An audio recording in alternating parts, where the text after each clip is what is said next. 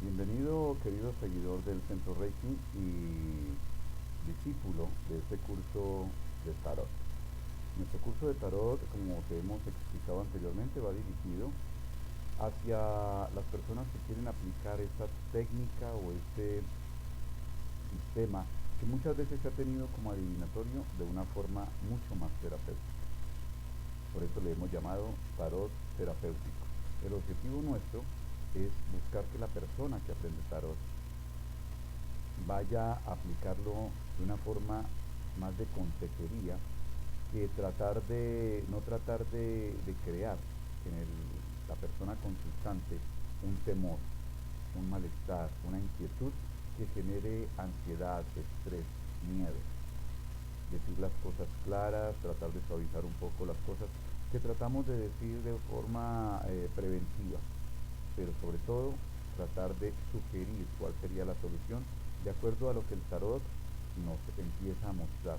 Indicarle a las personas que esta técnica o este sistema adivinatorio que se ha tenido anteriormente como adivinatorio realmente es el flujo de la energía que la persona está trayendo en ese instante a su vida y por ello va a tener unas respuestas mucho más concretas si observa muy bien y trata él mismo de extraer la respuesta de cada una de las figuras de lo que va a observar.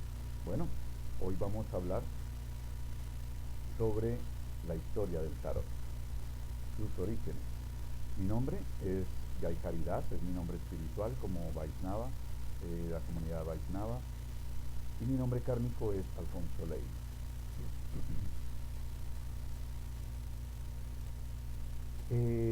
Tenemos que el origen realmente no se ubica como muchas de las técnicas que se han generado a nivel terapéutico que vienen de los países orientales. No se clarifica realmente dónde se originaron. Aquí vemos unas cartas que son hechas en casi porcelana o piedra y parecen fichas de dominó y se fueron encontradas en China. Sus orígenes, sus fechas no se tienen como claridad. De esa misma manera tenemos unas cartas indias, ¿sí? Unas cartas indias que aparecen hace muchos siglos, igualmente como forma de platos, pero que cuentan historias, que muestran historias sobre la vida en el palacio, entre los cortesanos, la vida en los pueblos. Entonces, de acuerdo a esa vida, empiezan a aplicarse esas imágenes a lo que de pronto puede devenir para ciertas personas. Cuando estas figuras empiezan a rodar por todo el mundo, a través de los cíngaros, de los llamados gitanos, pues encontramos que llegan de pronto a zonas ya orientales de Europa, empiezan a pasar hacia el occidente. Entonces encontramos, por ejemplo, en 1460, cuando hace su aparición, las, las cartas del tarot de Marteña, ¿sí? Aquí es unas cartas bastante numerosas, es una baraja bastante numerosa, ya que incluye arte, ciencias, incluye al astrónomo, incluye al zapatero, incluye al herrero, a las musas de todas las artes, ¿sí? Incluye a personajes de todas las clases sociales. Y ya podemos ver aquí, por ejemplo, en la parte inferior de esta diapositiva, podemos ver al emperador, una imagen, una posición sentado ya muy similar a lo que nosotros venimos conociendo como el emperador. En la parte superior, por ejemplo, sobre esa misma, podemos encontrar una mujer, un dibujo de una mujer con espada y balanza, que nos puede estar asemejando a la carta que conocemos como la justicia. Las primeras menciones que se hacen directas aparecen en 1299, donde aparece una palabra que se llama, se dice Naidis, y esto nos trae a colación de pronto la palabra que nosotros conocemos como Naice. En 1381, un notario de Marsella, Lorena Icardi, hace algunos documentos, se encuentran en su oficina algunos documentos que relacionan cartas del tarot que tienen algunas personas de alta alcurnia, de grandes posiciones sociales, y que tienen arreglos provistos de decoración muy lujosa, ¿no? Hilos de oro, pintura de oro, etcétera, etcétera. Es así como en 1392 está el, aparece el tarot de Carlos VI, ¿sí? Que se dice que estaba decorado con pintura de oro.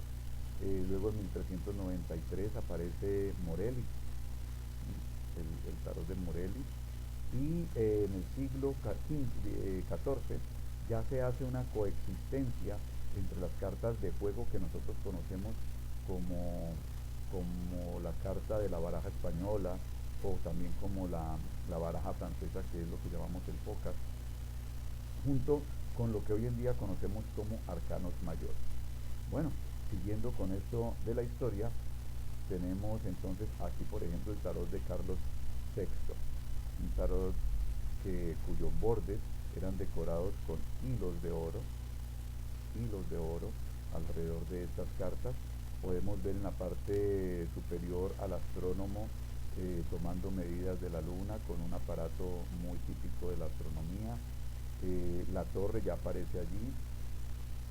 Aparece, por ejemplo, la carta del mundo con un personaje como un niño que está sobre el mundo, ¿no? Que es el círculo, refleja todo el mundo ahí contenido. Y la carta del loco, mira qué tan particular, ¿no? Un loco gigante, ya con unas vestiduras muy típicas de la época medieval, pero gigante ese loco, mostrando que es muchas más grandes nuestras locuras que nuestra cordura. Entonces los personajes normales aparecen un poco más pequeños. Bueno. Siguiendo con esto, tenemos también aquí el tarot de Visconti Sforza.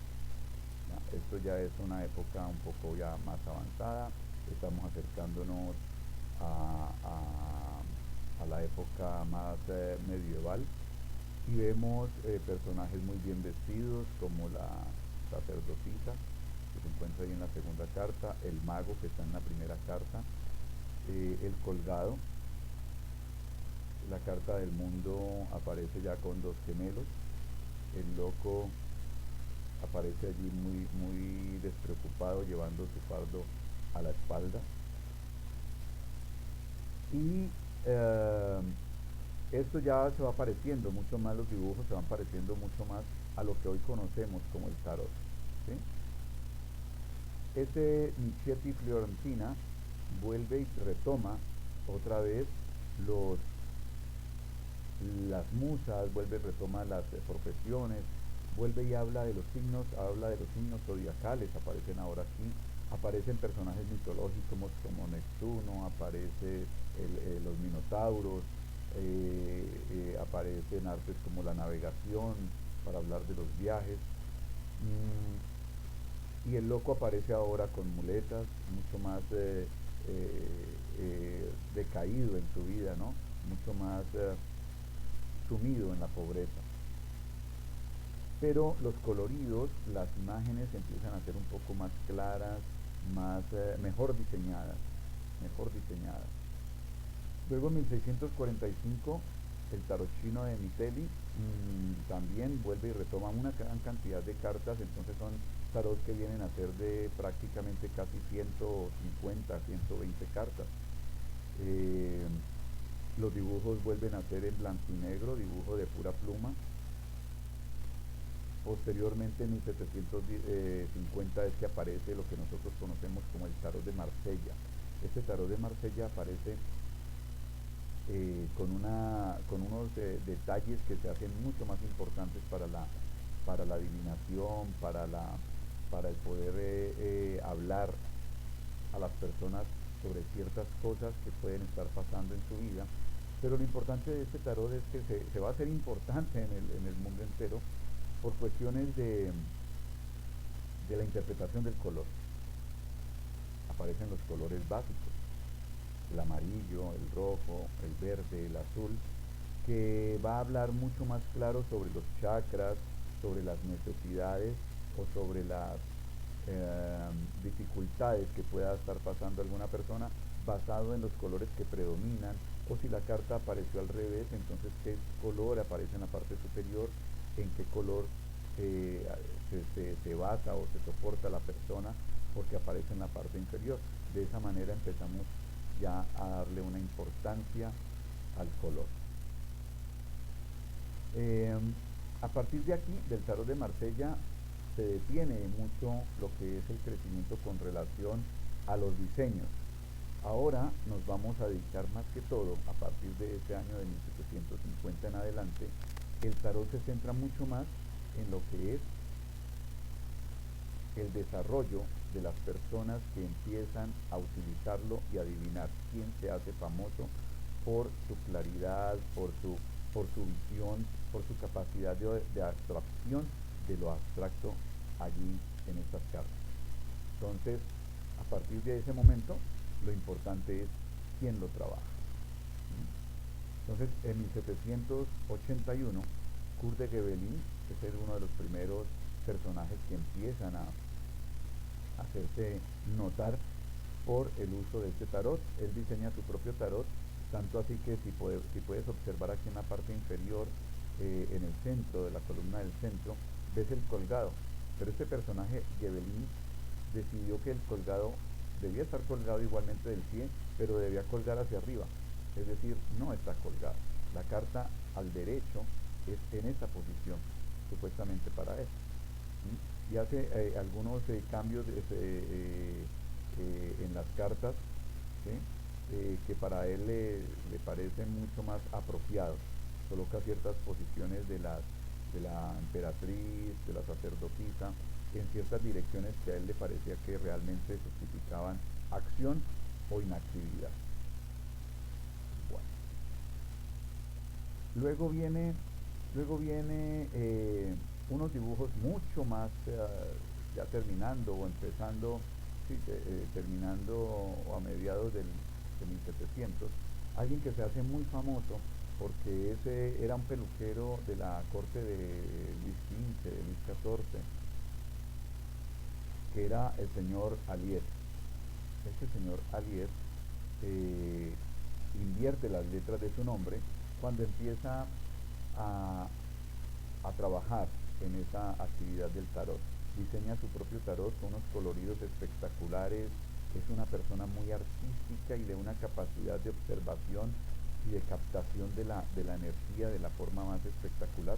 Se convierte en alguien muy famoso en la adivinación del tarot, y entonces se llama Etevia. Es el verdadero impulsador de la adivinación con el tarot, ¿sí? Aparte pues de los cíngaros o gitanos que llamamos. Luego vuelve de nuevo el tarot de Marsella, pero por Oswald Wirth, que es el que empiezan a llamarle tarot cabalístico, en 1889, ya terminando el siglo XIX. Pero aquí él lo que aporta es que empieza a hacerle cambios, por ejemplo, a la figura del carro. Podemos ver que ya no son caballos, sino que son esfinges, de una orientación más egipcia. Igualmente pasa en la rueda de la fortuna, sus figuras son más de orientación egipcia. Está la esfinge acá en la parte superior, ¿sí? Entonces cada uno empieza a hacerle sus adaptaciones para hacerlo ya mucho más personalizado y darle su sello artístico. Es así como aparece el señor Gerard Anaclet Vincent Encausse, pero usted se llama Papus. Este señor Papus crea lo que se llama hoy en día el tarot de los bohemios, un tarot que lleva, además de figuras muy egipcias, lleva símbolos cabalísticos, lleva escritura hebrea, lleva los símbolos de la astrología, de los signos zodiacales, figuras geométricas, ¿ya? Y sus nombres vienen en francés. Llegamos luego ya al final de ese siglo XIX, aparece un grupo que se llama la Golden Dawn, o se hacen llamar la Golden Dawn. Es una sociedad rosacruzana y en 1888 sacan este tarot que viene muy bien diseñado, muy bonito, y empiezan a darle detalles de rosacruzanos, de personas conocedoras de la gnosis, de la masonería. Entonces vemos aquí pisos, suelos de la habitación ya decorados con tablas o con baldosa, cerámicas que alternan en sus colores entre blanco y negro, blanco y negro. Los colores son colores muy pastel, pero siguen tratando de conservar mucho la idea de lo que es el tarot de Marsella.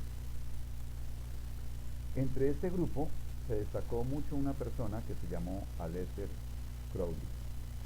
Él decía que era la reencarnación de Eliphas Levi, un gran adivinador, y en 1898 crea este tarot un poco más erótico, ya utilizando figuras desnudas, es mucho más diciente y llevando hacia la interpretación del sexual.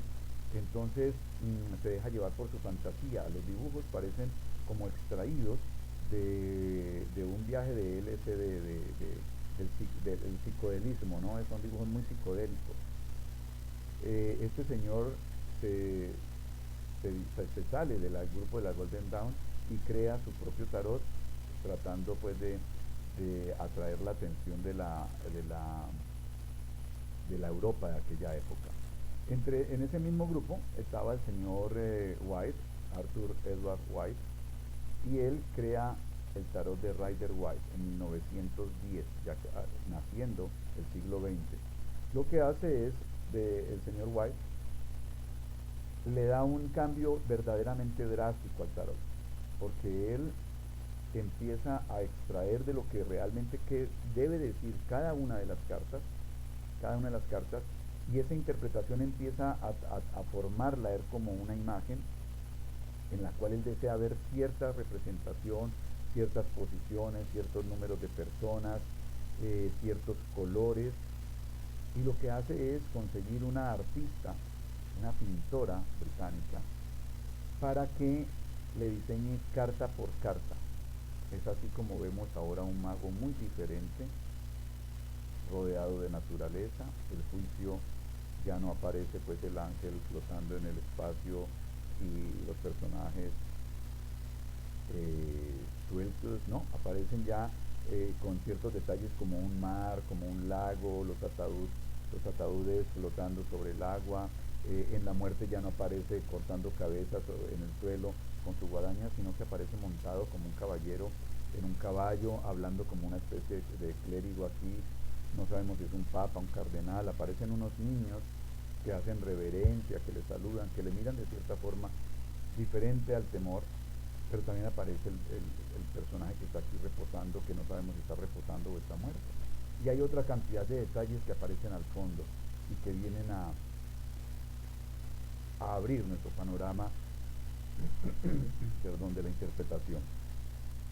Bueno, entonces ese tarot es el tarot que a nosotros nos interesa, ¿sí? Que a nosotros nos interesa. Es allí donde la historia del tarot la vamos a detener y vamos a trabajar sobre el tarot de Rider White, porque es un tarot mucho más diciente. Es un tarot en el cual tú no vas a ver dos copas y tú tratar de adivinar, de pensar qué pueden significar esas dos copas. No, el tarot de Rider White te sugiere, te muestra con una imagen algo que llegue a tu subconsciente y te diga, podría ser un encuentro con una pareja, o podría ser reencontrarte con un amigo, o tal vez una celebración con tu pareja, o probablemente una sociedad. Entonces, aquello que llegue primero a tu subconsciente va a ser lo que debes interpretar allí. Pero las cartas son mucho más dicientes. No aparecen 5 espadas, aparece las 5 espadas en la figura, pero hay una imagen de algo que parece como extraído de una fotografía, y la fotografía a ti te va a evocar alguna actividad, algo pasa o algo va a pasar o algo pasó. Entonces por eso utilizamos el tarot de Rider-Waite. Bueno, mi querido amigo, hasta aquí la clase sobre la historia del tarot. Nos vemos en la siguiente clase, donde hablaremos un poco sobre la numerología, para aclarar un poco por qué va a ir cada número en cada carta. Entonces, hasta la próxima lección.